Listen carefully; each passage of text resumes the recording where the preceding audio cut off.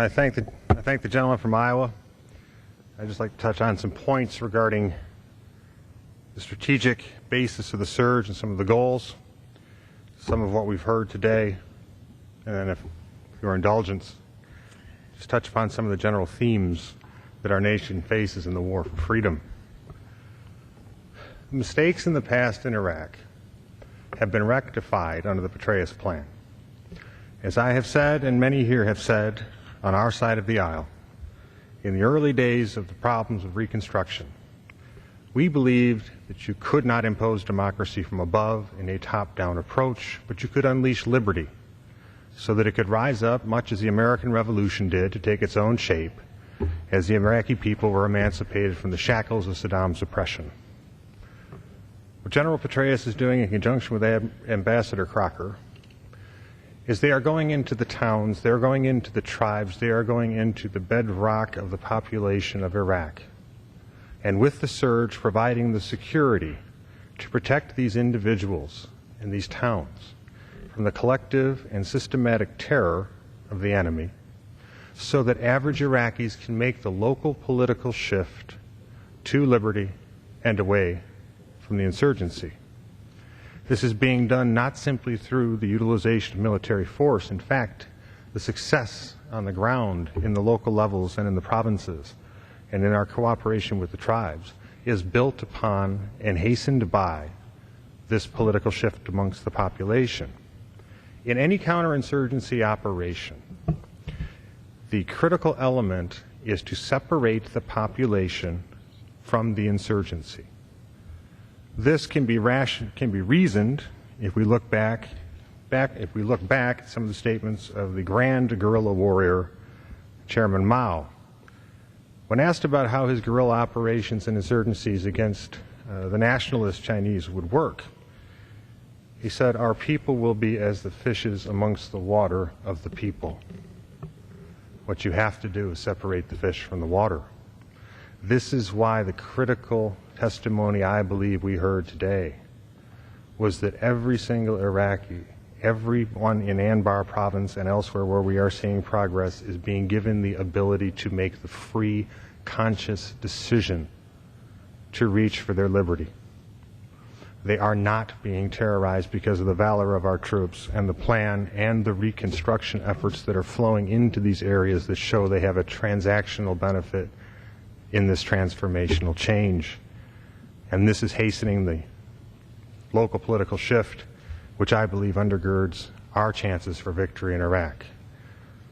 This is also what undergirds the good news that we had today, at least the welcome news, that because of the local shift amongst the population and the improved security that is concomitant to it, General Petraeus has proposed a reduction of 4,000 troops by the end of the year and a reduction of 40,000 troops by July.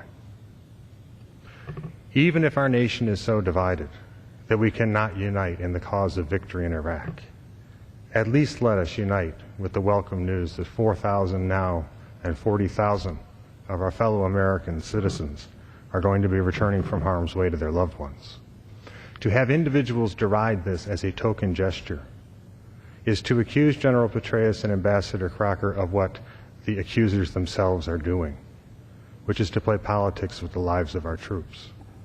We have seen, despite all evidence, despite what the military's assessment has been, repeated calls for the immediate withdrawal of United States forces from Iraq. This would be irresponsible not only to our troops in the field, but to the people of the region, especially the Iraqis themselves, who would be slaughtered. When one decides to engage in a strategic withdrawal in the face of the enemy, military experts generally concur that this is one of the most dangerous maneuvers forces in the field can attempt, because your numbers are getting smaller as the enemy is becoming emboldened and encroaching ever closer to you. The wholesale withdrawal on a date certain, which is an arbitrary dictate from politicians in Washington, for those who believe that this is a proper course of action, I ask them to check into how the Soviet withdrawal from Afghanistan went, and they might reach another decision. Further, to call this a token gesture not only belittles the sacrifices that our troops have made to reduce the security problems in these areas and to help get this local political shift. It also diminishes and belittles in a callous way the true joy these troops' families are going to feel when their loved ones come back. To me, that is something that is not a token, that is something that relieves the painful anxiety of every waking minute these families spend wondering if their loved one will come home. I highly doubt that the military mothers in my district or throughout America are ever going to consider any troop coming home from accomplishing their mission as being a token gesture. Be that as it may. It is also critical that we understand in this period of time that ours is the latest generation duty-bound to defend freedom in its hour of maximum danger. Thus, we must ever remember, through this crucible of liberty, our course is tough, but our cause is just. The enemy is the sire of tyranny. We are the children of liberty. By heinously invading our nation on September 11th, 2001, and killing 3,000 innocent American souls, the enemy announced we cannot coexist. In consequence, it is clear, a world condensed by an internet cannot endure half slave and half free. Yes, many times in the life of our free republic we have been called upon to face danger and to defeat it, and we have always done this secured by advancing a simple elemental truth that has served us well. To ensure our own liberty, we must ensure liberty to the enslaved. Thus, in this trying time, it is imperative that we demonstrate our devotion to liberty transcends their obsession with death. And united amongst ourselves and other free people, with prudence we can, we must, and we will. For the sake of our children and the generations of Americans yet unnamed, we will win.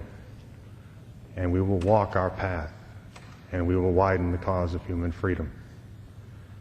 I thank you for allowing me the chance. Gentleman from New Mexico, I yield back.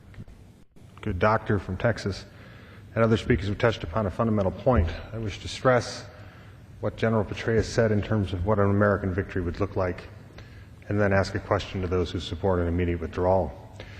In his own letter to the troops, General Petraeus said that what we need is for the Iraqis to become solely responsible for their own security. That means a very small, if footprint at all, of the United States in Iraq militarily. Secondly, it will depend upon the local reconstruction, reconciliation, and security of the average Iraqi, which will then drive the national reconciliation. Between those twin pillars of local reconciliation and security will come a stable, free Iraq that no longer creates terrorists but captures them instead. But as we are the children of liberty, as we are a nation that proudly proclaims it is conceived in liberty, that says every human being has an unalienable God-given right to breathe free, to have the right to pursue life, liberty, and happiness, I ask my fellow Americans who support the immediate withdrawal this: if we betray our fundamental commitment to liberty to the people of Iraq and watch them be slaughtered in the sands, what will we ever be able to offer them again to turn them from the enemy and towards us? If we betray our own profession of the desire to liberate them, to let them share in their God-given rights the same way we have, we will be ideologically disarmed in the war for freedom. And I assure you we will rue the day that we betrayed not only them, but the inherited legacy that we have received from the greatest generations of Americans who preceded us and allowed us to live in the majestic America that we know today. I yield back.